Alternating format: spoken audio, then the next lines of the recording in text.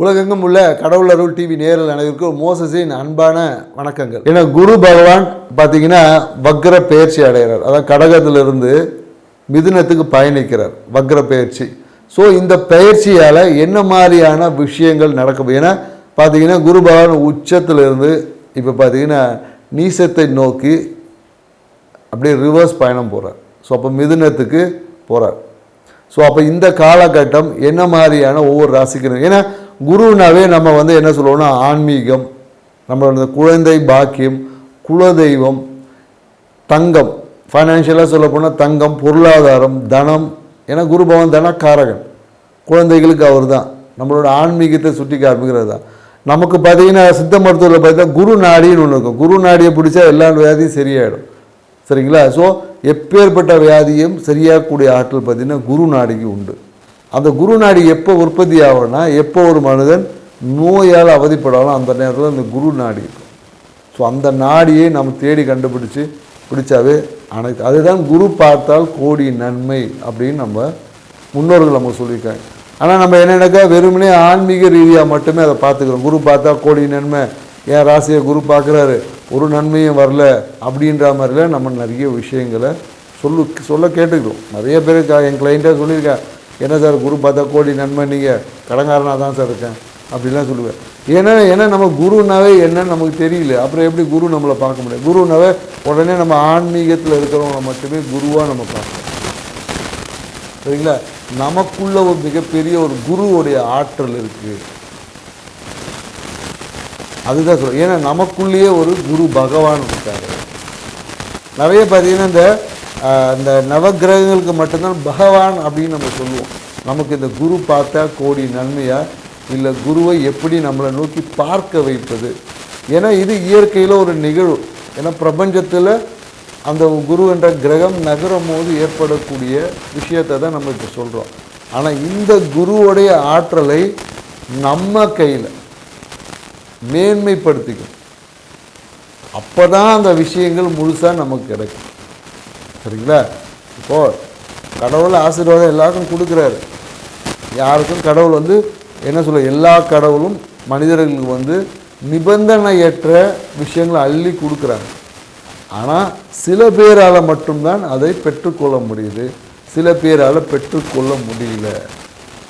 ஏன்னா நம்ம மனம் அலைப்பாஞ்சிட்டே இருக்கல. நம்ம இங்கேருந்து அங்கே ஓடுறோம், அங்கேருந்து இங்கே ஓடுறோம், இந்த கோயில் விட்டு அந்த கோயில். ஏன்னா முன்னாடியெல்லாம் ஆன்மீகம் பார்த்தீங்கன்னா ஒரு நாளைக்கு ஒரு கோயில் தான் பார்ப்பாங்க. இன்றைக்கி ஒரு நாள் தான் லீவ் இருக்குது, டைம் கிடைக்கும்போது 10 கோயிலில் போயிட்டு வந்துடும். அப்போ அந்த கடவுள் கொடுக்கறதுக்குள்ளே நம்ம அடுத்த கோயிலுக்கு போயிடுறோம். ஸோ அப்போ நமக்கு அதோட முழு பலன்களை கிடைக்க முடியாமல் இருக்குது. ஸோ இதுக்கு காரணம் என்னன்னு நிறைய ஆய்வு பண்ணி பார்க்கும்போது நம்மளோட வாழ்க்கை முறையும் நம்மளுடைய அவசர நிலையும் தான். ஸோ அந்த வாழ்க்கை முறையும் அவசர நிலையும் நம்ம குரு என்னக்கூடிய விஷயத்தை விட்டு கொஞ்சம் நகர்ந்து போயிடும். அதனால் இன்றைக்கி குரு பார்த்தாவும் கோடி நன்மை நடக்க மாட்டேங்குது. ஆனால் குரு பார்க்காத விஷயத்தினால ஏற்பட உபாதைகள் மட்டும் இன்றைக்கி நிறைய இருக்குது. ஸோ அதை பற்றி நம்ம இன்னொரு நிகழ்வோடு அதை பற்றி டீட்டெயில் வீடியோ போடுவோம்.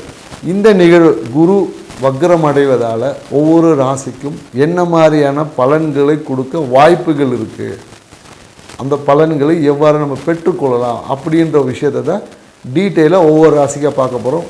வாங்க வீடியோக்குள்ள போகலாம். ரிஷப ராசிக்காரர்களுக்கு இந்த குரு வக்ர பயிற்சி என்ன மாதிரியான பலன்களை கொடுக்க போகுது தான் நம்ம பார்க்குறோம். ஏன்னா இந்த காலகட்டத்தில் பார்த்தீங்கன்னா நிறைய பேருக்கு அந்த பக்கத்து வீட்டுக்காரங்களோட இல்லை அண்டை அயலாரோட நிறைய வாக்குவாதங்கள் உண்டு. நிறைய பொருளாதாரம், யார்கிட்டாவது கடன் வாங்கி கொடுத்துட்டு அந்த கடனை திருப்பி அடைக்க முடியாமல் ரொம்ப பிரச்சனை, சண்டைகள் எல்லாமே இருந்தது. இல்லை பொருளாதாரம் சார்ந்த விஷயத்தில் பார்த்தீங்கன்னா குறிப்பாக தம்பி தங்கைக்கிட்டெல்லாம் பார்த்தீங்கன்னா ஏதோ ஒரு விஷயம் பொருளாதாரம் சார்ந்த விஷயத்தில் ஒரு தேவையற்ற ஒரு பிரச்சனை எல்லாம் வந்துருக்கு. ஸோ அந்த காலத்தில் என்ன பண்ணுவோன்னா மறைமுகமாக எஃப்டிலாம் போட்டு வச்சுருப்பாங்க.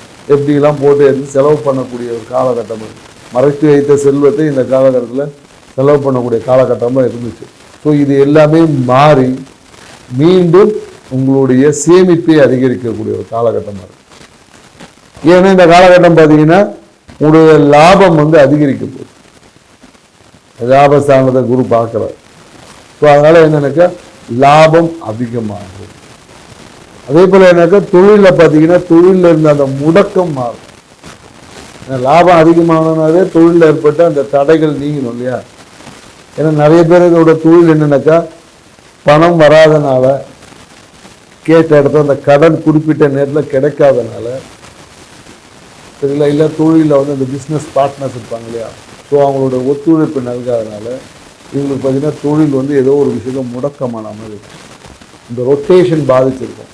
அதை எல்லாமே மாறி இந்த காலகட்டங்கள் உங்கள் தொழில் சூப்பராக வரும். தொழில் சூப்பரானாவே லாபம் பல மடங்காக அதிகம்.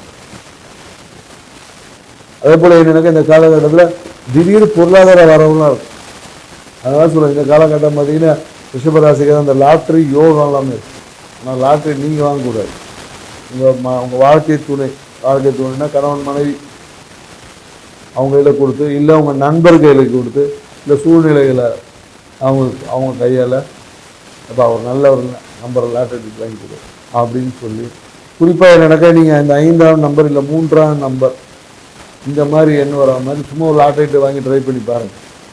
ஏதாவது ஒரு அதிர்ஷ்ட வாய்ப்பு கிடைக்கலாம், கிடைக்கிறதுக்கான வாய்ப்பு இருக்குது. ஸோ அப்போ ஆனால் இதே லாட்ரி வாங்குறதை நாம் என்கரேஜ் பண்ணல, சரிங்களா? சும்மா ஒரு ட்ரை வாங்கி பாருங்கள். கண்டிப்பாக உங்களுக்கு அடிக்கிறதுக்கான ஏதோ ஒரு வாய்ப்புகள் என்பது இருக்குது. ஏதோ ஒரு சிறிய பரிசு தொகையாவது கண்டிப்பாக கிடைக்கும். ஸோ அவங்களோட சுய ஜாதகத்தை பற்றி பெரிய பரிசு தொகை கூட கிடைக்கலாம். ஸோ இந்த காலகட்டம் பார்த்தீங்கன்னா நிறைய பேர் திருமணத்திற்காக காத்திருந்த அவங்களுக்கு எல்லாமே இந்த காலகட்டத்தில் திருமண நிகழ்வு என்பது இருக்கு. மேலும் இந்த காலகட்டத்தில் பார்த்தீங்கன்னா குடும்பத்தில் ஒரு சிறிய அழுத்தம் என்பது ஏற்படும். இதில் லாபம் சிறப்பாக இருக்கும், ஆனால் அந்த லாபம் உங்களுக்கு தன வரவாக வராது. அப்படியே வந்தாலும் நீங்கள் உடனடியாக எடுத்து யாருக்காவது கொடுக்க வேண்டிய சூழலுக்கு தள்ளப்படுது. ஏன்னா பேச்சில் ஒரு அழுத்தம் இருக்கும். ஏன்னா பேசும்போதே என்ன எப்படி இருக்கும்னா, இப்போ அது பார்த்தீங்கன்னா குறிப்பாக இந்த காலகட்டத்தில் கணவன்னா மனைவினா கணவர், அவங்க குடும்பத்தை பற்றின பேச்சு தான் அதிகமாக இருக்கும்.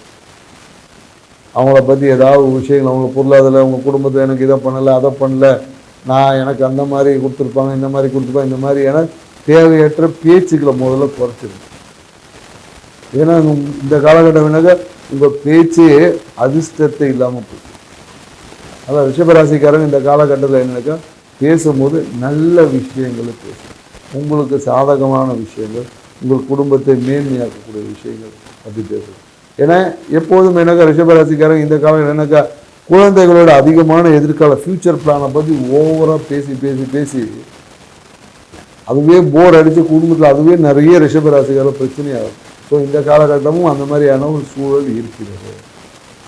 ஸோ அதனால் குழந்தைகள் எதிர்காலத்தை இப்பயே சேவ் பண்ணணும்னு நினைக்கிறது நல்ல விஷயந்தான். அதுக்கு முன்னாடி இன்னைக்கு நாம் நல்லா இருக்கணும். நாம் நல்லா இருந்தால் தான் நம்மள குழந்தைகளை பாதுகாத்து கொள்ள முடியும். நீங்கள் வைத்த வாயை கட்டி எடுத்து போய் சேர்த்து வச்சா அந்த குழந்தைகளுக்கு அந்த அருமை தெரியாமல் கூட போகலாம், சரிங்களா?